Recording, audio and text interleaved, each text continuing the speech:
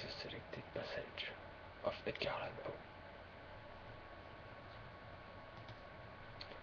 Once upon a midnight dreary, while I pondered, weak and weary, over many a quaint and curious volume of forgotten lore, while I nodded, nearly napping, suddenly there came a tapping, as of some gently rapping at my chamber door.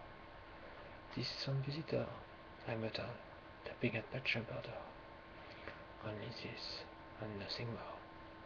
Ah, distinctly I remember it was in the bleak December, and each cigarette dying ember wrought its ghost upon the floor. Eagerly I wished the morrow, vainly I had sought to borrow from my book surcease of sorrow, sorrow for the lost Lenore, for the rare and radiant maiden, whom the angels named Lenore, nameless here forevermore. And the silken, sad, uncertain rustling of each purple curtain thrilled and filled me with fantasies, with fantastic terrors never felt before. So that now, to still the beating of my heart, I stood repeating, "'Tis some visitor, entreating entrance of my chamber door. Some great visitor, entreating entrance of my chamber door. This is it, and nothing more."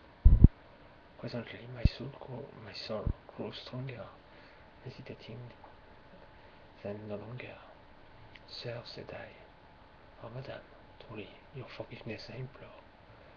But the fact is, I was napping, and so gently you came rapping, and so faintly you came tapping at my chamber door, that I scarce was sure I heard you. Here I opened wide the door. Darkness there, and nothing more. Deep into the darkness peering, long I stood there, wondering and fearing, doubting, dreaming. Dreams no mortals ever dared to dream before. But the silence was unbroken, and the stillness gave no token, and the only word there spoken was the whispered word, "Lenore." This I whispered, and no, and an echo murmured back the word, "Lenore." Merely this, and nothing more. Back into the chamber turning, all my soul within me burning. Soon again I heard the tapping somewhat louder than before. "Surely," said I, "surely that is something at my window's lattice. Let me see then what thereat is. This is my sister. This mystery, sorry, and this mystery explore. Let my heart be still a moment, and that this mystery explore. 'Tis the wind, and nothing more." Open here I flung the shutter, when, with many a flirt and flutter, in there a stately raven of the sands, days of yore.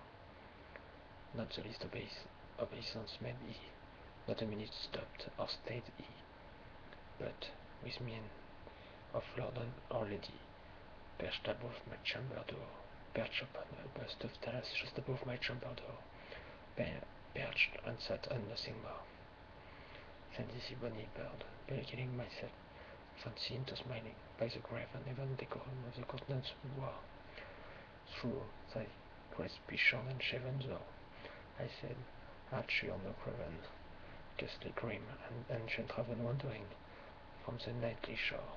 Tell me what thy lovely name is on the night's plutonian shore." Quoth the raven, "Nevermore,